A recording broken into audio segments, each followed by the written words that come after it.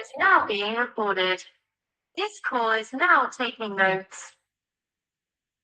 Okay, sixth സെമസ്റ്ററിന്റെ abnormal psychology പേപ്പറിന്റെ first മോഡ്യൂളാണ് ഇപ്പോൾ ഡിസ്കസ് ചെയ്ത് പോകുന്നത്. അബ്നോർമൽ സൈക്കോളജി സിക്സ്ത് സെം പഠിക്കുമ്പോൾ എല്ലാവരും ഫിഫ്ത്ത് സെം പഠിച്ച് തീർത്തിട്ട് അവിടെ മാറ്റി വെച്ചിട്ടുണ്ടാവും. ഫിഫ്ത്ത് സെമ്മിലേക്ക് ഡയറക്റ്റ്ലി വരാൻ പറ്റും. പക്ഷെ അവിടെ മനസ്സിലാക്കിയ കാര്യം ഫിഫ്ത്ത് സെമസ്റ്ററിൽ 5ാമത്തെ സെമസ്റ്ററിൽ നിങ്ങൾ പഠിച്ച abnormal psychology first chapter basic concept of abnormal psychology എന്ന ചാപ്റ്ററിൽ പ്രധാനപ്പെട്ട കുറച്ച് കൺസെപ്റ്റിനൊക്കെ ഇവിടെ ഓർമ്മ വേണം. എന്നാലും ഇത് ക്ലിയർ ആവും. ചില കാര്യങ്ങളൊക്കെ നമ്മൾ പറയുമ്പോൾ ചില ടേംസ് ഒക്കെ പറഞ്ഞ് നമ്മൾ ഫിഫ്ത്ത് സെമ്മിൽ പഠിച്ചതാണ്. അത് ക്ലാരിറ്റി ഉണ്ടെങ്കിൽ കുറെ എളുപ്പമാണ്. അപ്പം അതിന് പറയുന്ന കോസൽ ഫാക്ടേഴ്സ്, ഈ പറഞ്ഞ പോലെ പ്രസിപ്പിറ്റേറ്റിംഗ് ഫാക്ടേഴ്സ്, പെർപെട്രേറ്റിംഗ് ഫാക്ടേഴ്സ്, അങ്ങനത്തെ ചില കാര്യങ്ങളൊക്കെ ഇതിന് വന്നു വരും. പിന്നെ പ്രധാനമായിട്ടും കോസൽ ഫാക്ടേഴ്സ് തന്നെയാണ്. എന്തുകൊണ്ടാണെന്ന് വെച്ചാൽ പ്രീവിയസ് ഇയർ ക്വസ്റ്റ്യൻ പറഞ്ഞാൽ ഈ മൊഡ്യൂളിൽ കോസൽ ഫാക്ടേഴ്സ് നല്ലോണം ചോദിച്ച് കണ്ടിട്ടുണ്ട്. കോസൽ ഫാക്ടേഴ്സ് എന്ന് പറഞ്ഞാൽ എന്താണ് ഈ അബ്നോർമാലിറ്റി കോസ് ചെയ്യുന്നത്? ഇപ്പൊ നമ്മൾ ഫസ്റ്റ് മൊഡ്യൂൾ എന്ന് പറഞ്ഞാൽ സബ്സ്റ്റൻസ് അബ്യൂസും അഡിക്റ്റീവ് ഡിസോർഡേഴ്സും ആണ്. അതായത് ലഹരി ഉപയോഗിച്ചിട്ടുണ്ടാകുന്ന ഡിസോർഡേഴ്സ് ആണ്. അപ്പൊ ലഹരി ഉപയോഗിക്കുക എന്ന് പറയുന്നത് തന്നെ അത് ഒരു അഡിക്ഷൻ ലെവലിലേക്ക് പോകുമ്പോൾ അതൊരു ഡിസോർഡർ ആയിട്ട് നമുക്ക് കണക്കാക്കാം. ഡിസോർഡർ ആയിട്ടാണ് മനസ്സിലാവുക. ലഹരി ഉപയോഗിക്കുന്നതായിട്ട് ബന്ധപ്പെട്ട് കഞ്ചാവ് പോലെയുള്ള MDMA പോലുള്ള ലഹരി വസ്തുക്കളാവാം, അല്ലെങ്കിൽ ആൽക്കഹോൾ ആവാം, അല്ലെങ്കിൽ സിഗരറ്റ്, അതായത് നിക്കോട്ടിൻ. അത് മാത്രം നമ്മൾ കഫീൻ, കോഫിയിലുള്ള കഫീന് പോലും നമ്മളൊരു ലഹരി വസ്തുവായിട്ടാണ് കണക്കാക്കുന്നത്. അതിന് കാരണം അതിനൊരു സ്റ്റിമുലന്റ് പ്രോപ്പർട്ടി ഉണ്ട്. സ്ഥിരമായിട്ട് വല്ലാണ്ട് കോഫി കുടിക്കുന്ന ആൾക്കാരിൽ ബ്രെയിൻ ഡിസോർഡേഴ്സ് ഉണ്ടാവാറുണ്ട്. കോഫിയിലുള്ള കഫീൻ പോലും ഒരു പരിധിക്കപ്പുറം നമ്മൾ സബ്സ്റ്റൻസ് അബ്യൂസ് ആയിട്ട് ഡിപ്പെൻഡൻസ് ആയിട്ടും ഒക്കെ കണക്കാക്കും. നമ്മുടെ സിലബസ് നോക്കുകയാണെങ്കിൽ പ്രധാനമായിട്ടും ആൽക്കഹോൾ റിലേറ്റഡ് ഡിസോർഡേഴ്സ്, ആൽക്കഹോൾ, കള്ള്, മദ്യം കുടിച്ചിട്ടുള്ള അതിനോടുള്ള ആസക്തി, അതിനുള്ള ഡിപ്പെൻഡൻസ്, അത് കാരണം ഉണ്ടാകുന്ന അഡിക്ഷൻ, അതുമായിട്ട് ബന്ധപ്പെട്ടുണ്ടാകുന്ന പ്രശ്നങ്ങൾ. അപ്പോൾ ഒരു ക്ലിനിക്കിൽ നമ്മൾ വർക്ക് ചെയ്യുമ്പോൾ ക്ലിനിക്കൽ പിക്ചർ എന്ന് വെച്ചാൽ ഉണ്ടാവും. ഒരു ക്ലിനിക്കിലേക്ക് ഒരു ക്ലയന്റ് ഒരു ആൽക്കഹോൾ ഡിപ്പെൻഡൻസോ അഡിക്ഷനുള്ള ഒരാൾ വരുമ്പോൾ സിംറ്റംസ് എന്തായിരിക്കും, അയാളുടെ ഒരു നോർമൽ ഫങ്ഷനിങ് എങ്ങനെയായിരിക്കും, അയാൾ കാണിക്കുന്ന ബിഹേവിയർ, അയാളുടെ തോട്ട് പ്രോസസ്സ്, അയാളുടെ മെന്റൽ പ്രോസസ്സിൽ നടക്കുന്ന ഡാമേജ് എന്തൊക്കെയായിരിക്കും, ഇങ്ങനത്തെ കാര്യങ്ങൾ. അത് പ്രത്യേകിച്ച് പറഞ്ഞ സിംറ്റംസും അതിന്റെ ട്രീറ്റ്മെന്റും ഒക്കെയാണ് ക്ലിനിക്കൽ പിക്ചർ എന്ന് പറഞ്ഞാൽ ഉദ്ദേശിക്കുന്നത്. മുന്നത്തെ പ്രീവിയസ് ഇയറിൽ ഒരു ക്വസ്റ്റ്യൻ അങ്ങനെ ചോദിച്ചിട്ടുണ്ട്, clinical picture of alcohol related disorders 10 mark message ചോദിച്ചു. പിന്നെ ഇവിടുത്തെ പ്രധാനപ്പെട്ട കാര്യം കോസൽ ഫാക്ടേഴ്സ് ആണ്. കോസൽ ഫാക്ടേഴ്സ് പല പ്രാവശ്യം പ്രീവിയസ് ഇയർ ക്വസ്റ്റ്യനിൽ വന്നിട്ടുണ്ട്. പ്രീവിയസ് ഇയർ ക്വസ്റ്റ്യൻ നമുക്ക് ഇപ്പൊ നോക്കാം. ബയോളജിക്കൽ കോസൽ ഫാക്ടേഴ്സ് ഉണ്ട്. അതായത് ഒരാള് ആൽക്കഹോൾ അഡിക്റ്റ് ആവുന്നതിന്, ആൽക്കഹോളിനോട് ആസക്തി ഉണ്ടാകുന്നതിന് ബയോളജിക്കൽ ആയിട്ടുള്ള, ജനറ്റിക് ആയിട്ടുള്ള, ഫാമിലി പരമായിട്ടുള്ള, അല്ലെങ്കിൽ അയാളുടെ ഫിസിയോളജിക്കൽ ആയിട്ടുള്ള എന്തെങ്കിലും കോസൽ ഫാക്ടേഴ്സ് ഉണ്ട്. സൈക്കോ സോഷ്യൽ കോസൽ ഫാക്ടേഴ്സ്, അയാളുടെ സൈക്കോളജിക്കൽ മേക്കപ്പ്, അയാളുടെ ട്രേറ്റ്സ്, അയാളുടെ പേഴ്സണാലിറ്റിയുടെ ബന്ധപ്പെട്ട കാര്യങ്ങൾ, അയാളുടെ ന്യൂറോട്ടിക്, സൈക്കോട്ടിക് ആയിട്ടുള്ള ട്രേറ്റുകൾ ഉണ്ടെങ്കിൽ അത്തരം കാര്യങ്ങൾ അയാൾക്ക് ആൽക്കഹോൾ ഡിപ്പെൻഡൻസും ആൽക്കഹോൾ അബ്യൂസ് ചെയ്യാനുള്ള ടെൻഡൻസി ഒക്കെ കൂടുതലായിട്ട് കൊടുക്കുന്നുണ്ടെന്നാണ്. ഒരാൾ ഒരു പ്രത്യേക സാഹചര്യത്തിൽ വളരുന്നതും അയാളുടെ പേഴ്സണാലിറ്റി ട്രേറ്റുകളൊക്കെ അയാളെ ഒരു മദ്യപാനിയാക്കാൻ ഉള്ള ടെൻഡൻസി കൂട്ടുന്നുണ്ടോ, അതിനോട് ആസക്തി കൂടുതലായിട്ടുണ്ടാവും. ചില ആൾക്കാർ കള്ള് കുടിച്ചാലും പെട്ടെന്നൊന്നും ഡാമേജ് ആവില്ല. ചില ആൾക്കാർ കള്ള് കുടിച്ചാൽ പെട്ടെന്ന് അയാളുടെ ബോഡി ഡാമേജ് ആവാട്ടും ബ്രെയിൻ ഫങ്ഷൻ ഉണ്ടാവും. അപ്പൊ ഓരോ ആൾക്കാർക്കും ഇതിന്റെ എഫക്ട്സിന് ഡെപ്തും ഒക്കെ വ്യത്യാസം. അതാണ് സൈക്കോ സോഷ്യൽ കോസൽ ഫാക്ടേഴ്സ് നമ്മൾ നോക്കുന്നത്. ഇനി അതല്ലാണ്ട് സോഷ്യോ കൾച്ചറൽ കോസൽ ഫാക്ടേഴ്സ് ആണ്. അപ്പൊ അത് നമ്മൾ ജീവിക്കുന്ന സൊസൈറ്റി, നമ്മുടെ കൾച്ചറൽ അഡാപ്റ്റേഷൻ, നമ്മൾ ഏത് സൊസൈറ്റിയാണ് ജീവിക്കുന്നത്, നമ്മൾ ഏത് കൾച്ചറാണ് ഫോളോ ചെയ്യുന്നത്, ഏത് റിലീജിയനാണ് ഫോളോ ചെയ്യുന്നത്, നമ്മൾ ജീവിക്കുന്ന കൾച്ചറൽ സെറ്റിംഗ്സിൽ മദ്യപാനം പ്രോത്സാഹിപ്പിക്കപ്പെടുന്നുണ്ടോ, പ്രോത്സാഹിപ്പിക്കപ്പെടുന്നില്ല, അത് ഹറാമാണ്, ചോദിക്കപ്പെട്ട സാധനമാണ്. അപ്പൊ ചില വിഭാഗം ആൾക്കാരിൽ മദ്യപാനം തീരെ കാണൂല. അതിന് ഒരു കാരണം അവർ ചെറുപ്പം തൊട്ടേ അവരുടെ മതം പറഞ്ഞിട്ടോ, അല്ലെങ്കിൽ അവരുടെ സംഘടന പറഞ്ഞിട്ടോ, അല്ലെങ്കിൽ അവരുടെ കമ്മ്യൂണിറ്റിയിലോ ഈ മദ്യപാനം ഭയങ്കര വിലക്കപ്പെട്ട സാധനമായി, ഭയങ്കര എന്താ പറയാ, മോശമായിട്ട് കാണുന്ന കാര്യമായി. അതുകൊണ്ട് അവർക്ക് അത് ചെയ്യാൻ തോന്നില്ല. അപ്പൊ അതാണ് സോഷ്യോ കൾച്ചറൽ കോസൽ ഫാക്ടേഴ്സ്. അവരുടെ സൊസൈറ്റി, അവരുടെ കൾച്ചർ, അവരുടെ എൻവയോൺമെന്റ്, അവരുടെ റിലീജിയൻ, അവരുടെ സംഘടന, അവരുടെ മറ്റ് കോണ്ടാക്റ്റുകൾ, അവരുടെ കൾച്ചർ എന്ന് പറയുന്ന ചെറിയൊരു ടേമാണെങ്കിൽ ഇതൊരു വലിയ ടോപ്പിക് തന്നെയാണ്. കൾച്ചർ എന്ന് പറയുന്നത് എന്താണ്, കൾച്ചറിലുള്ളത്. അപ്പൊ കൾച്ചറൽ കോസൽ ഫാക്ടേഴ്സ് ഉണ്ടോ. പിന്നെ നമുക്ക് അവിടെ പ്രധാനപ്പെട്ട കുറച്ച് ടേംസ് ഒക്കെ വരുന്നുണ്ട്. Use, misuse, abuse, dependence, tolerance, addiction. ഇത് ഓരോ ടേംസും ഇതിന്റെ ഓരോ ലെവൽ. ഇപ്പൊ യൂസ് എന്ന് പറഞ്ഞാൽ എന്താണ്, സാധനങ്ങൾ ജസ്റ്റ് ഒരു പ്രാവശ്യം യൂസ് ചെയ്യുന്നു. മൊബൈൽ ഫോൺ അബ്യൂസ് എന്ന് പറയും, മൊബൈൽ ഫോൺ അഡിക്ഷൻ ഉണ്ട്. നമ്മളെല്ലാവരും മൊബൈൽ ഫോൺ യൂസ് ചെയ്യുന്നുണ്ട്, പക്ഷെ എല്ലാവർക്കും അഡിക്ഷൻ ഉണ്ട്. കുറെ പേർക്ക് അഡിക്ഷൻ ഉണ്ട്, സ്ക്രീൻ അഡിക്ഷൻ ഉണ്ട്, ഇന്റർനെറ്റ് അഡിക്ഷൻ ഉണ്ട്. അപ്പൊ എപ്പോഴാണ് യൂസ് എന്ന് പറഞ്ഞാലും അത് മിസ്യൂസ് ആവുന്നത്, എപ്പോഴാണ് അത് അബ്യൂസ് ആവുന്നത്, എപ്പോഴാണ് അതിനോട് ഡിപ്പെൻഡൻസ് ഉണ്ടാവുന്നത്, ഇനി അതിന്റെ മുകളിൽ കയറി പോയാൽ ഡിപ്പെൻഡൻസ് കഴിഞ്ഞിട്ട് പിന്നെ അതില്ലാണ്ട് പറ്റില്ല എന്നുള്ള അവസ്ഥ വരുമ്പോൾ അതിന്റെ അഡിക്ഷൻ എന്ന് പറയും. ഓരോ ലെവലാണ്. അപ്പൊ അതും പ്രീവിയസ് ഇയർ ക്വസ്റ്റ്യൻസ് ചോദിച്ചിട്ടുണ്ട്. അത് ഡിപ്പെൻഡൻസ് എന്താണെന്നും ടോളറൻസ് എന്താണെന്നൊക്കെ ക്വസ്റ്റ്യൻ വന്നിട്ടുണ്ട്. പിന്നെ ഉള്ളത് ആൽക്കഹോളിന്റെ കാര്യം കഴിഞ്ഞു. പിന്നെ നമുക്ക് അങ്ങോട്ടുള്ളത് ആൽക്കഹോൾ അല്ലാതെ, കള്ളല്ലാതെ, മദ്യം അല്ലാതെ ലഹരി വസ്തുക്കൾ കുറയുന്നതാണ്. അപ്പൊ അതിന്റെ ഇതിലിപ്പോ നിങ്ങൾക്ക് കാണാം, ഓപ്പിയം, ഡ്രഗ് അബ്യൂസും ഡിപ്പെൻഡൻസും പറഞ്ഞിട്ട് ഏതൊക്കെ ഡ്രഗ്സ്, കുറെ ഡ്രഗ്സ് നമുക്ക് പഠിക്കാനാണ്. Opium and its derivatives, cocaine, amphetamine, methamphetamine, barbiturates, hallucinogens, ecstasy, മെഡിറ്റേറിയൻ സ്റ്റിമുലൻസ് ആയിട്ട് വേറെ കുറെ കാര്യങ്ങൾ, കഫീൻ ഒക്കെ ലഹരി വസ്തുക്കളായിട്ട് മാറാൻ പറ്റുന്ന സാധനങ്ങളാണ്. ഇത് പലരും ഹെവി ലഹരികളുമാണ്, അവരുടെ ലൈഫ് ഗാർഡാണ്. അപ്പൊ ഇത് നമ്മൾ ഓരോന്നോരോന്നായിട്ട് അങ്ങനെ ഒന്നും പഠിക്കാതെ ഇതിനൊരു ക്ലാസിഫിക്കേഷൻ ഉണ്ട്. ഡ്രഗ്സിന്റെ മൊത്തം കുറെ ഡ്രഗ്സ്, ലഹരി വസ്തുക്കൾ മൊത്തത്തിൽ ഇതിനൊരു ക്ലാസിഫിക്കേഷൻ ഉണ്ട്. ആൽക്കഹോൾ വേറെ, നിക്കോട്ടിൻ വേറെ മാറ്റി വെക്കുക, പിന്നെ കഫീനും വേറെ മാറ്റി വെക്കുക. അത് കഴിഞ്ഞിട്ട് കെമിക്കൽ ആയിട്ടുള്ള ഡ്രഗ്സിന് ഇത് ക്ലാസിഫിക്കേഷൻ നമ്മൾ പറയാം. പലതരത്തിലുള്ള ക്ലാസിഫിക്കേഷൻസ് ഉണ്ട്. അതിൽ പ്രധാനപ്പെട്ട ഒരു ക്ലാസിഫിക്കേഷൻ ആണ് എന്ത് എഫക്റ്റ് ആണ് അത് ഉണ്ടാക്കുന്നത്, നമ്മുടെ ബോഡിയിൽ, നമ്മുടെ നെർവസ് സിസ്റ്റത്തിൽ എന്ത് എഫക്റ്റ് ഉണ്ടാക്കുന്നു എന്നുള്ള അനുസരിച്ച് ക്ലാസിഫിക്കേഷൻ ഉണ്ട്. സ്റ്റിമുലൻസ്, ഡിപ്രസൻസ്, സെഡേറ്റീവ്സ്, നാർക്കോട്ടിക്സ്, ഹാലുസിനോജൻസ്, ഇങ്ങനത്തെ ഒരു ക്ലാസിഫിക്കേഷൻ. ആ ക്ലാസിഫിക്കേഷൻ വെച്ച് പഠിച്ചിട്ട് അതിനുള്ള ഓരോ ഡ്രഗ്സ് പഠിക്കാൻ എളുപ്പം. അപ്പോൾ ഓരോ ഡ്രഗ് ഏത് ടൈപ്പ് ഓഫ് എഫക്റ്റ് ആണ് ഉണ്ടാക്കുന്നതായി നമുക്ക് മനസ്സിലാവും. അപ്പോൾ ഓരോന്നോരോന്നായിട്ട് 10-25 പഠിക്കാതെ കുറെ എണ്ണം പഠിക്കാനുണ്ട്. കുറെ ഡ്രഗ്സിന്റെ പേരുകൾ പഠിക്കാനുണ്ട്, നമുക്ക് കാണാം. അപ്പൊ ഓരോന്നോരോന്നായിട്ട് അതിന്റെ എഫക്റ്റും കാര്യങ്ങളുണ്ടോ എന്ന് ഡീറ്റെയിൽ ആയിട്ട് പഠിക്കാതെ ആദ്യം അതിന്റെ ക്ലാസിഫിക്കേഷൻ പഠിക്കാം. ക്ലാസിഫിക്കേഷന്റെ ഉള്ളിൽ നിന്നുകൊണ്ട് എന്ത് ചെയ്യാം, ഓരോ വലിയ എഫക്ട്സ് കാര്യങ്ങൾ നമുക്ക് ജനറലി തന്നെ കുറെ കയറാൻ പറ്റും. എല്ലാ ഡ്രഗ്സും എന്താണ് ചെയ്യുന്നത്, നമ്മുടെ കോഗ്നിറ്റീവ് ഫംഗ്ഷനെ ബാധിക്കും, നമ്മുടെ മെമ്മറിനെ ബാധിക്കും, നമ്മുടെ ബിഹേവിയറിനെ കുറച്ചുകൂടി ആഗ്രസീവ് ആക്കാൻ സാധിക്കും. നമ്മുടെ നോർമൽ ഡേ ടു ഡേ ഫംഗ്ഷനിങ്ങിൽ എപ്പോഴും അതിനെ ബാധിക്കാൻ കുറച്ച് ആൾക്കാർക്ക് ക്ഷീണം മാറില്ല, ചില ആൾക്കാർക്ക് എക്സ്ട്രീംലി ഹൈ എനർജി ആയിട്ട് മാനിയാക്കൽ പ്രൊഡക്റ്റ് ആവും. അതൊരു ലഹരി വിട്ട് കഴിയുമ്പോൾ ഒന്നിനും വയ്യാത്ത അവസ്ഥയൊക്കെ ആവും. അപ്പൊ നിങ്ങൾക്ക് എന്താ അറിയില്ല, ലഹരി വസ്തുക്കൾ യൂസ് ചെയ്യുന്ന പ്രശ്നങ്ങൾ എന്തൊക്കെയാണെന്ന് അറിയാം. അത് വെച്ചിട്ട് നമുക്ക് ആൻസർ വരാൻ പറ്റും. എന്നാലും കുറച്ചുകൂടി സയന്റിഫിക് ആയിട്ട് കുറച്ചുകൂടി ഡീപ്പ്, എന്താ പറയുക, കുറച്ചുകൂടി ഡെപ്തിൽ നമ്മൾ പഠിച്ചിട്ട് എഴുതുകയാണെങ്കിൽ നല്ല കൃത്യമായിട്ട് ഫുൾ മാർക്ക് തന്നെ വാങ്ങിക്കും. ഇത് ആക്ച്വലി കുറച്ച് മാർക്ക് നമ്മൾ വാങ്ങിക്കാൻ പറ്റുന്ന ഒരു ഏരിയ തന്നെയാണ്. നമുക്ക് അറിയേണ്ട ഏരിയ ഇല്ല. സൈക്കോളജിസ്റ്റ് ആയിട്ട് നമ്മൾ വർക്ക് ചെയ്യുമ്പോൾ നമ്മുടെ അഡിക്ഷൻ കേസുകൾ വരും. ചില ആൾക്കാർക്ക് സിഗരറ്റ് അഡിക്ഷൻ ആയി, ചില ആൾക്കാർക്ക് ഡ്രഗ് അഡിക്ഷൻ ആയി, ചിലർക്ക് ആൽക്കഹോൾ അഡിക്ഷൻ ആയി. ഈ അഡിക്ഷൻ ക്ലിനിക്കുകളിലൊക്കെ സൈക്കോളജിസ്റ്റ് വർക്ക് ചെയ്യാറുണ്ട്. ഇന്റേൺഷിപ്പിനൊക്കെ വേണമെങ്കിൽ അവിടെ പോകാനൊക്കെ പറ്റും. അപ്പൊ നമ്മൾ കാണണം ഡ്രഗ് യൂസ് കൊണ്ടുണ്ടാകുന്ന പ്രശ്നങ്ങൾ എന്തൊക്കെയാണ്, അതെങ്ങനെയാണ് ട്രീറ്റ് ചെയ്യുന്നതും, അതിൽ തെറാപ്പി എങ്ങനെ ഉപയോഗിക്കുന്നത്, അതിൽ മെഡിക്കേഷൻ എങ്ങനെ യൂസ് ചെയ്യുന്നു. ആൽക്കഹോൾ അഡിക്ഷൻ ആണെങ്കിലും സബ്സ്റ്റൻസ് അബ്യൂസ് ആണെങ്കിലും ട്രീറ്റബിൾ മെന്റൽ ഡിസോർഡേഴ്സ് ആയിട്ട് നമ്മൾ പറയാം. ഇതാണ് സിലബസും പ്രീവിയസ് ഇയർ ക്വസ്റ്റ്യൻസ് നോക്കാം. പ്രീവിയസ് ഇയർ ക്വസ്റ്റ്യൻസ് നോക്കിയത് 10 മാർക്കിന്റെ എസ്സേ ക്വസ്റ്റൻ ആയിട്ട് കഴിഞ്ഞ കൊല്ലങ്ങളിലായിട്ട് വന്നത്. Explain the causal factors in alcohol dependence and alcohol abuse. അവിടെ ഞാൻ നേരത്തെ പറഞ്ഞ ടേംസ് വരുന്നതാണ്. ഡിപ്പെൻഡൻസും അബ്യൂസും വേറെ വേറെ ചോദിച്ചിട്ടാണ് കോസൽ ഫാക്ടേഴ്സ് ചോദിച്ചത്. ആൽക്കഹോൾ ഡിപ്പെൻഡൻസ് എന്താണ്, ആൽക്കഹോൾ അബ്യൂസ് എന്താണ്, abuse, use, misuse, abuse, tolerance, dependence, addiction, ഇങ്ങനെ പല പല ലെവലുണ്ട്. അപ്പോൾ അതിൽ 2 ലെവൽസിനെ കുറിച്ചാണ് ചോദിച്ചത്. അപ്പൊ ആൽക്കഹോൾ ഡിപ്പെൻഡൻസിനും ആൽക്കഹോൾ അബ്യൂസിനുള്ള കോസൽ ഫാക്ടേഴ്സ് എന്താണ്. ജനറലി കോസൽ ഫാക്ടേഴ്സ് പറഞ്ഞിട്ട് നമ്മൾ അവിടെ ബയോളജിക്കൽ കോസൽ ഫാക്ടേഴ്സ് എന്താണെന്ന് പറയാം, സൈക്കോസോഷ്യൽ കോസൽ ഫാക്ടേഴ്സ് എന്താണെന്ന് പറയാം, സോഷ്യൽ കൾച്ചറൽ കോസൽ ഫാക്ടേഴ്സ് എന്താണെന്ന് പറയാം, പിന്നെ അതർ കോസൽ ഫാക്ടേഴ്സ് ആയിട്ട് വേറെ എന്തെങ്കിലും പേരെന്താണ് എഴുതാൻ പറ്റും. അത്ര എഴുതിയാൽ 10 മാർക്കിൽ എസ്സേ ആവും.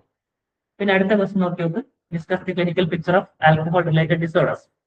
ക്ലിനിക്കൽ പിക്ചർ എന്ന് ചോദിച്ചാൽ അതിന്റെ അർത്ഥം അതിന്റെ സയന്റിഫിക് ആയിട്ടുള്ള ഒരു ക്ലിനിക്കിലേക്ക് അയാൾ വരുന്നു. ക്ലിനിക്കൽ പിക്ചർ വെച്ചാൽ ക്ലിനിക്കിൽ കാണുന്ന പിക്ചർ എന്നുള്ളതല്ല, അയാളെ ട്രീറ്റ് ചെയ്യാൻ, അയാളെ നമ്മൾ കാണുമ്പോൾ ഒരു മെഡിക്കൽ ലെവലിൽ, സൈക്കോളജിക്കൽ ലെവലിൽ അയാളുടെ പുറമെ നമുക്ക് ഒബ്സർവ് ചെയ്യാൻ പറ്റുന്ന കാര്യങ്ങൾ, അയാളെ കുറിച്ച് നമുക്ക് മനസ്സിലാക്കാൻ പറ്റുന്ന, ഒബ്സർവ് ചെയ്യാൻ പറ്റുന്ന, ഡിസ്ക്രൈബ് ചെയ്യാൻ പറ്റുന്ന, അനലൈസ് ചെയ്യാൻ പറ്റുന്ന കാര്യങ്ങൾ എന്തൊക്കെയാണ്, പിന്നെ അതിന്റെ ട്രീറ്റ്മെന്റ് പ്രോട്ടോകോൾ എന്താണ് എന്നാണ് ക്ലിനിക്കൽ പിക്ചറിലെ വേർഡ് ഉദ്ദേശിക്കുന്നത്. അയാൾ നമ്മുടെ അടുത്ത് വരുമ്പോൾ അയാളുടെ അപ്പിയറൻസ്, അയാളുടെ മെന്റൽ സ്റ്റാറ്റസ്, അയാളുടെ കോഗ്നിഷൻ ലെവൽ, അയാൾ കാണിക്കുന്ന ബിഹേവിയറൽ സിംറ്റംസ്, പിന്നെ ഇതിന്റെ ട്രീറ്റ്മെന്റ് എന്തൊക്കെയാണ്, ഇത്രയും കാര്യങ്ങളാണ് ആ ക്വസ്റ്റ്യനിൽ വരുന്നത്. അപ്പൊ അത്ര എഴുതുമ്പോഴേ 10 മാർക്കിന്റെ ക്വസ്റ്റൻ ആവും.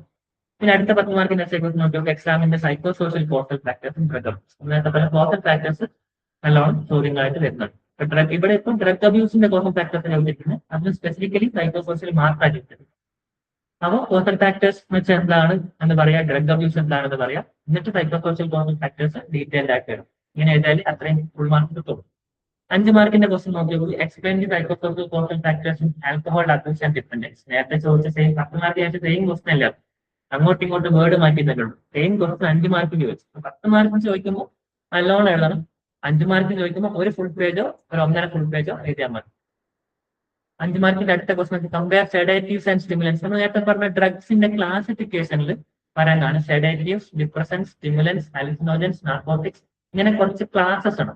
അപ്പൊ അതിൽ 2 ക്ലാസസ് തമ്മിലുള്ള കമ്പാരിസൺ ചോദിച്ചത്. അതുകൊണ്ടാണ് നേരത്തെ പറഞ്ഞത് ക്ലാസിഫിക്കേഷൻ ആദ്യം മര്യാദയ്ക്ക് പഠിച്ചാൽ അത് വെച്ച് നമുക്ക് ജനറലി കുറെ എഴുതാൻ പറ്റും. ഓരോരോ ഡ്രഗ് ആയിട്ട് പഠിച്ചാൽ സെഡേറ്റീവ്സും സ്റ്റിമുലൻസും വേറെ വേറെ ജനറലി ചോദിക്കും. നമ്മൾ ഓരോ ഡ്രഗിന്റെ അടുത്ത് തെറ്റുകാരാണ്. ആസ് എ ക്ലാസ് ബെൻസിന് കുറെ കാറുകളുണ്ട്, ഓടിക്ക് കുറെ കാറുകളുണ്ട്. അപ്പൊ ഓടിയും ബെൻസും തമ്മിലുള്ള കമ്പനി കമ്പാരിസൺ ചോദിച്ചാൽ നമ്മൾ ഏതെങ്കിലും ഒരു കാറിനെ കുറിച്ച് പ്രത്യേകം പറയില്ല, പക്ഷെ കമ്പനിയാണെന്ന് പറയാം. അതുപോലെ സെഡേറ്റീവ്സ് എന്ന് പറയുന്ന ഒരു ക്ലാസ് ഓഫ് മരുന്നുകളുണ്ട്, ഡ്രഗ്സ് ഉണ്ട്. സ്റ്റിമുലൻസ് എന്ന് പറയുന്ന ഒരു ക്ലാസ് ഓഫ് ഡ്രഗ്സ് ഉണ്ട്. അപ്പൊ ആ ക്ലാസ് ഓഫ് ഡ്രഗ്സിന്റെ തമ്മിൽ കമ്പയർ ചെയ്യാൻ പറയും. സെഡേറ്റീവ്സിന്റെ കോമൺ പ്രോപ്പർട്ടീസ് എന്താണ്, അത് നെർവസ് സിസ്റ്റത്തിൽ എന്ത് ഡാമേജ് ആണ് ഉണ്ടാക്കുക, എന്തിനാണ് യൂസ് ചെയ്തത്, അത് മരുന്നായിട്ട് യൂസ് ചെയ്യുമ്പോഴും എന്തിനാണ് യൂസ് ചെയ്യുന്നത്, അത് മരുന്ന് എല്ലാത്തിനും ഓവർഡോസ് ചെയ്യുമ്പോൾ അതൊക്കെ ഡാമേജ് സംഭവിക്കാം. സ്റ്റിമുലൻസും അതുപോലെ പറയുമ്പോൾ അത് 5 മാർക്കിന്റെ ഒരു ആൻസർ ആണ്.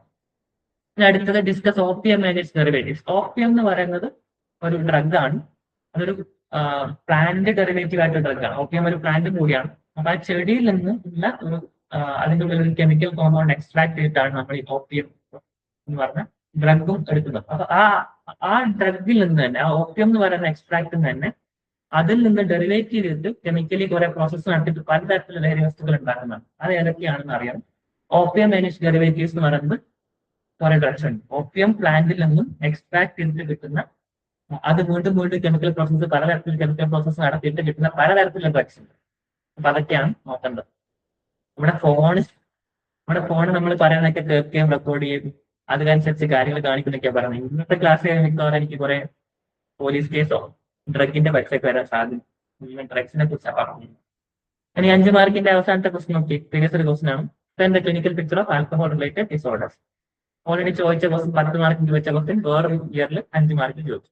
അപ്പൊ explain the clinical picture, causal factors, പിന്നെ ഡ്രഗ്സിനെ കുറിച്ചുള്ള ഒരു ജനറൽ ആയിട്ടുള്ള ഏതെങ്കിലും ഒരു ഡ്രഗിനെ കുറിച്ചോ അല്ലെങ്കിൽ 2-3 ഡ്രഗ്സ് തമ്മിലോ ക്ലാസ് ഓഫ് ഡ്രഗ്സ് തമ്മിലുള്ള കമ്പാരിസൺ. ഓക്കെ, 2 മാർക്കിന്റെ ക്വസ്റ്റ്യൻസ് നോക്കി. ഇതില് ഞാനത് 2 സൈഡാക്കി മാറ്റി വെച്ചിരിക്കുന്നത്. ആ റൈറ്റ് സൈഡിലുള്ള ക്വസ്റ്റ്യൻസ് മൊത്തം നിങ്ങൾ നോക്കിയിട്ട് റൈറ്റ് സൈഡിലുള്ള ക്വസ്റ്റ്യൻസ് ഒരുമിച്ചിട്ട് നോക്കി. എല്ലാം ഡ്രഗിനെ കുറിച്ചാണ്. ഏതെങ്കിലും ഒരു ഡ്രഗ്, ആംഫിറ്റമിൻ എന്ന് പറഞ്ഞ ഡ്രഗ്സ് ഉണ്ട്. അത് ആക്ച്വലി മരുന്നായിട്ട് യൂസ് ചെയ്യാം, പക്ഷെ അത് ഓവർഡോസ് ആയാൽ, അളവിൽ കൂടുതൽ യൂസ് ചെയ്താൽ എന്തുണ്ടാവും, അഡിക്ഷൻ ഉണ്ടാവും. അതിന് ചിലപ്പോൾ നമ്മൾ ഡെത്ത് വരെ സംഭവിക്കാം. മെത്താംഫിറ്റമിൻ, മറ്റ് ക്രിസ്റ്റൽ മെത്ത് എന്നൊക്കെ നമ്മൾ ഒരു സീരീസ് എങ്കിലും ബ്രേക്കിംഗ് ബാഡ് സീരീസിലൊക്കെ പറയുന്നുണ്ട്. മെത്താംഫിറ്റമിൻ ക്രിസ്റ്റൽ മെത്ത് ഉണ്ടാക്കുന്നത്. ആ സീരീസ് കണ്ടിട്ടില്ല.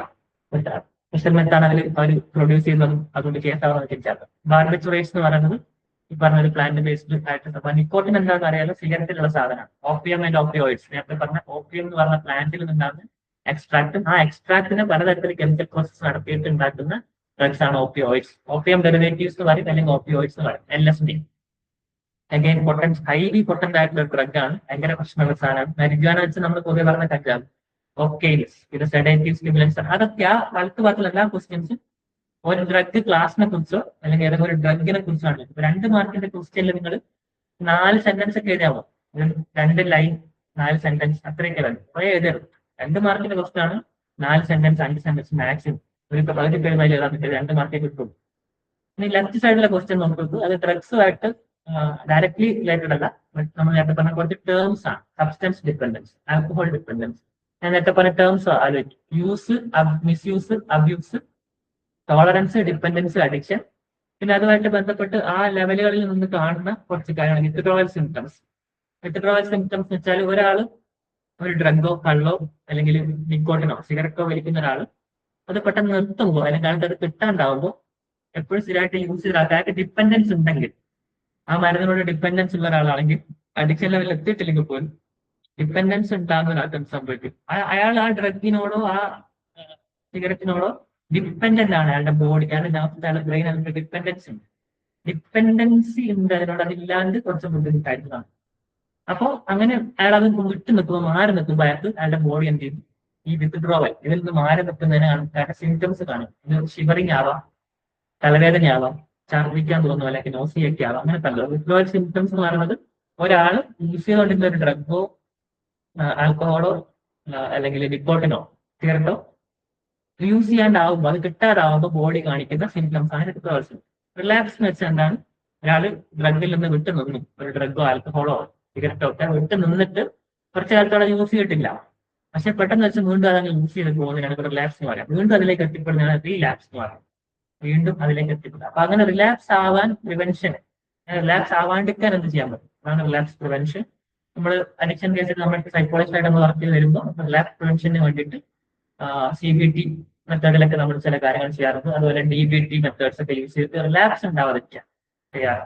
വീണ്ടും അതിലേക്ക് എത്തിപ്പെടാതിരിക്കാനുള്ള സ്കിൽസ് ബിൽഡ് കൊടുക്കുക, വിൽ പവർ ബിൽഡ് ചെയ്യുക, അങ്ങനത്തെ കാര്യങ്ങളൊക്കെ റിലാക്സ് പ്രിവെൻഷനിൽ വരുന്നത്. അപ്പൊ എന്താണ് എന്ന് മനസ്സിലായത്. ഫീറ്റൽ ആൽക്കഹോൾ സിൻഡ്രോം നിങ്ങൾ 5th സെമസ്റ്റർ ഡെവലപ്മെന്റ് സൈക്കോളജി പഠിച്ചിട്ടുണ്ടാവും.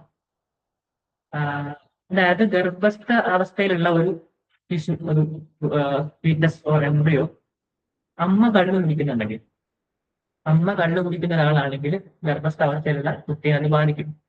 അപ്പൊ ആ അമ്മ കള്ളു കുടിക്കുന്നതിന്റെ ഭാഗമായിട്ട് ഗർഭാവസ്ഥയിലുള്ള കുട്ടിയുടെ വളർച്ചയെ ബാധിക്കുന്നത് നമ്മൾ കാണാറുണ്ട്. അപ്പൊ ആ ഡാമേജ് എന്തൊക്കെയാണ്, അപ്പൊ അങ്ങനെയുള്ള കുട്ടികളിൽ കാണുന്ന കുറെ സിംറ്റംസ് ഉണ്ട്. അതിനൊക്കെ ചേർന്നുകൊണ്ടാണ് ഫീറ്റൽ ആൽക്കഹോൾ സിൻഡ്രോം എന്ന് പറയാം.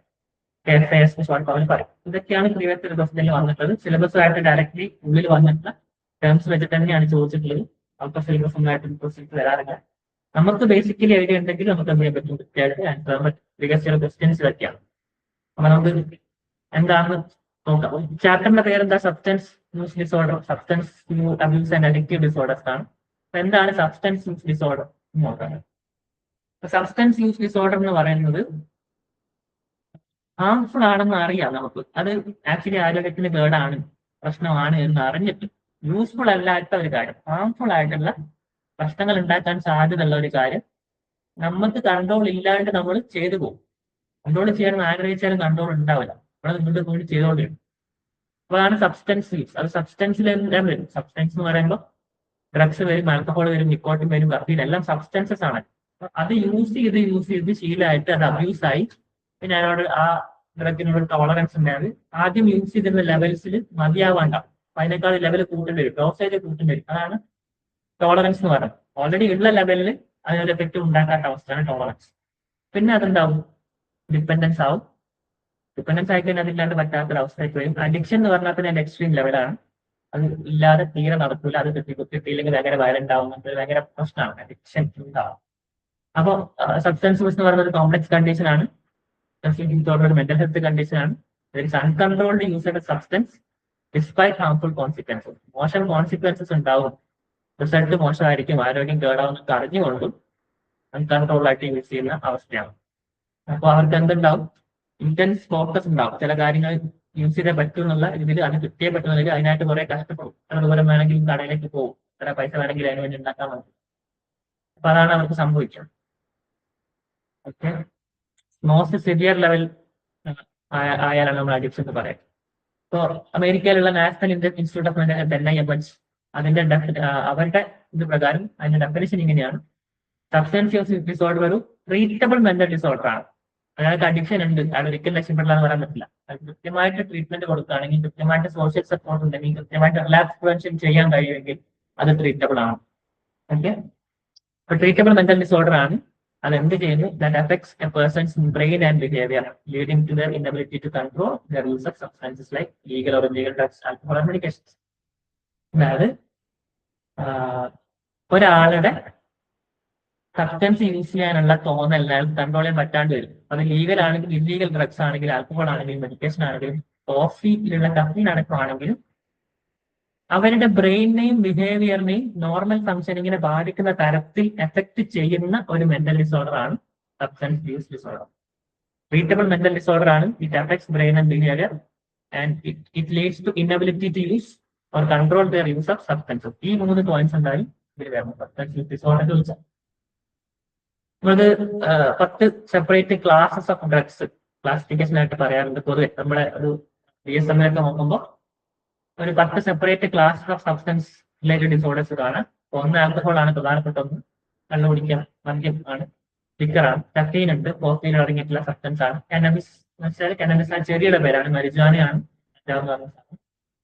ഹാലസിനോജൻസ് ഉണ്ട്, പിന്നെ ഇൻഹേലൻസ് മൂക്കിലൂടെ വലിക്കുന്ന ശ്വസിക്കുന്നത്. അതായത് ചില ആൾക്കാർ പണ്ട് നമ്മുടെ വൈറ്റ്നറൊക്കെ തേച്ചിട്ടൊക്കെ നടക്കും, ഇതിലേക്ക് കത്തിച്ചിട്ടിങ്ങനെ സ്മെല്ലെടുത്ത് ചെയ്യും. അതാണ് ഇൻഹേലൻസ് എന്ന് പറയുന്നത്, മൂക്കിലൂടെ ഇൻഹേൽ ചെയ്യും. ഓപ്പിയോയിഡ്സ് നേരത്തെ പറഞ്ഞ ഓപ്പിയം പ്ലാന്റ് ആണ്. സെഡേറ്റീവ്സ് വെച്ചാൽ സെഡേഷൻ എന്ന് വെച്ചാൽ നമ്മൾ സിനിമയിലൊക്കെ കേൾക്കാറ് ആള് സെഡേറ്റീവ്സ് കൊടുത്ത് ഉറങ്ങാണ്, സെഡേഷനിലാണ് ഇപ്പൊ പറയുന്നത്. നമ്മുടെ ബോഡിയുടെ വേക്കിംഗ് കോൺഷ്യസ്നെസ്സിനെ താത്തിക്കളയും, ബോധം കുറഞ്ഞു പോകും, ഉറക്കം വർദ്ധിച്ചിക്കണം കുറച്ച് സാധനങ്ങൾ. ഇങ്ങനത്തെ എഫക്ട് ഉണ്ടാക്കുന്നതാണ് സെഡേറ്റീവ്സ് എന്ന് പറയാം.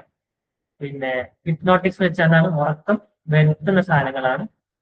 ഓക്കെ, പിന്നെ ടൊബാക്കോ ഉണ്ട്, നമ്മുടെ സിഗരറ്റുള്ള സംഭവം, പിന്നെ അതർ അൺനോൺ സബ്സ്റ്റൻസും ഉണ്ട്. അപ്പോൾ എല്ലാ ഡ്രഗ്സും നമ്മുടെ ബ്രെയിനിലെ റിവാർഡ് സിസ്റ്റത്തിനാണ് ആക്ടിവേറ്റ് ചെയ്യുന്നത്.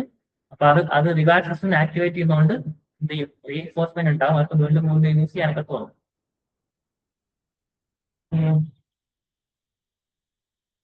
സബ്സ്റ്റൻസ് യൂസ് മൈൽഡ് ആവാം, മോഡറേറ്റ് ആവാം, സിവിയർ ആവാം. ഏറ്റവും സിവിയറസ്റ്റ് ഫോം ഓഫ് സബ്സ്റ്റൻസ് യൂസ് ആണ് അഡിക്ഷൻ എന്ന് പറയുന്നത്. ഓക്കെ, അഡിക്ഷൻ ഉണ്ടാകുന്ന ആളുടെ ബ്രെയിനിൽ റിവാർഡ് സിസ്റ്റം കംപ്ലീറ്റ് ചെയ്യാണ്ട് തോട്ട് പ്രോസസ്സിനെ ടേക്ക് ഓവർ ചെയ്യും, അതായത് അതിനെ ഓവർ റൈഡ് ചെയ്യും, അതിനെ മറികടക്കും, പിന്നെ ആക്കി കൺട്രോൾ ഉണ്ടാവും. പിന്നെ അവിടെ ശ്രദ്ധിക്കേണ്ടത് ഡ്രഗിന്റെ ക്ലാസിഫിക്കേഷൻ ബേസ്ഡ് ഓൺ എഫക്ട്. നേരത്തെ നമ്മൾ പറഞ്ഞ ക്ലാസിഫിക്കേഷൻ പ്രധാനമായിട്ട് ഇങ്ങനെയാണ് നമ്മൾ മനസ്സിലാക്കുന്നത്. എന്ത് എഫക്റ്റ് ആണ് ബോഡിയിൽ ഉണ്ടാക്കുന്നത് എന്ന് വെച്ചിട്ട് ഡ്രഗ്സിന് ക്ലാസിഫിക്കേഷൻ. അപ്പൊ നേരത്തെ പറഞ്ഞ ഡിപ്രസൻസ് ഓർ സെഡേറ്റീവ്സ്, നേരത്തെ പറഞ്ഞ ഉറക്കം തോന്നിപ്പിക്കുന്ന, ക്ഷീണം തോന്നിപ്പിക്കുന്ന, നമ്മുടെ ബോഡിനെ ഡിപ്രസ്ഡ് ആക്കുന്നു. എനിക്കും ഡിപ്രഷൻ അല്ല, നമ്മുടെ ബോഡി ക്ഷീണത്തിലാവും, നമ്മുടെ ബോഡിയുടെ ഒരു വേക്കിംഗ് കോൺഷ്യസ്നസ് കാണുക, ബോധം കുറഞ്ഞാൽ സെഡേഷൻ ഉണ്ടാവും. ആൽക്കഹോളിന് അങ്ങനെ എഫക്ട് ഉണ്ട്. പല ആൾക്കാരും ആൽക്കഹോൾ ഭയങ്കര സ്റ്റിമുലന്റ് ആയിട്ടൊക്കെ കുറച്ചൊരു എനർജി കിട്ടുന്ന പോലെയൊക്കെ പറയാറുണ്ട്. അപ്പോൾ ആക്ച്വലി നമ്മുടെ ബോഡിയുടെ കോൺഷ്യസ് ഫ്രോണ്ടൽ കോർട്ടക്സ് വർക്കിങ്ങിനെ താത്തികളാണ് ചെയ്യും. ഇപ്പൊ ഓപ്പിയേറ്റ്സും ബാർബിറ്റുലേറ്റ്സും ആൽക്കഹോളൊക്കെ ഡിപ്രഷൻ ഓർ സെഡേറ്റീവ്സ് ബാക്കിൽ വരുന്നത്. സ്റ്റിമുലൻസിൽ വരുന്നതാണ്. സ്റ്റിമുലൻ വെച്ചാൽ എന്താ, നമുക്ക് ബോഡിക്ക് ഒരു എനർജി കിട്ടുന്നവർക്ക് കുറച്ച് ഹൈ എനർജി കിട്ടുന്ന നമ്മുടെ ബോഡി ഒന്ന് സ്റ്റിമുലേറ്റഡ് ആവും. കഫീൻ സ്റ്റിമുലന്റ് ആണ്. കോഫി കുടിക്കുന്നവർക്ക് എനർജി തോന്നുന്നത്, ചായ കുടിക്കുന്നവർക്ക് കുറച്ച് എനർജി ഫീൽ ചെയ്യുന്നത് സ്റ്റിമുലൻ എഫക്ട് ഉള്ളതാണ്. ആഡ്രോൾ എന്ന് പറയുന്നത് ഏരിയസ്റ്റിക് ആർക്കൊക്കെ ഫോക്കസ് കൂട്ടാനൊക്കെ കൊടുക്കുന്ന ഒരു ഡ്രഗ് ആണ്. പക്ഷെ ആക്ച്വലി കുറച്ച് ഹാർംഫുൾ ആണ്, സൈഡ് എഫക്ട്സ് ഉള്ള കാര്യമാണ്. ആഡ്രോള്, കൊക്കൈൻ, ആംഫെറ്റമിൻസ്, മെത്താംഫെറ്റമിൻ ഒക്കെ സ്റ്റിമുലൻസ് ആണ്. ഹാലുസിനേഷൻസ് ഉണ്ടാക്കുന്ന മരുന്നുകളാണ് ഹാലുസിനോജൻസ്. LSD, PCP, psilocybin, mushrooms, magic mushroom, MDMA ഒക്കെ ഹാലുസിനോജൻസ് ആണ്. ഭയങ്കര എന്തൊക്കെയോ കണ്ട പോലെ ഉണ്ടാവും ഹാലുസിനേഷൻ. ഇൻഹേലൻസിൽ പറഞ്ഞ പെയിന്റ്, തിന്നർ, നെയിൽ പോളിഷ്, ഗ്യാസ്ലിൻ, അത് പെട്രോളിയം പ്രൊഡക്ട്സ്, അതൊക്കെ ഇൻഹേലൻസ് ആണ്, ശ്വസിച്ചിട്ട് അഡിക്ഷൻ ഉണ്ടാക്കുന്ന സംഭവം. ഇത് ഓരോ ക്ലാസ്സിനെ കുറിച്ചും പിന്നെ ആൽക്കഹോൾ ഡിപ്പെൻഡൻസിന്റെ കോസൽ ഫാക്ടേഴ്സ്, ഡ്രഗിന്റെ കോസൽ ഫാക്ടേഴ്സ് ഇതൊക്കെയാണ് ഇനി പറയാനുള്ളത്. ഒരു ഡെമോ ക്ലാസ് എന്ന നിലയ്ക്ക് ഇത്രയാണ്. ബാക്കി നമ്മൾ അടുത്ത ക്ലാസ്സിൽ പറയുന്നതായിരിക്കും. ഓക്കെ,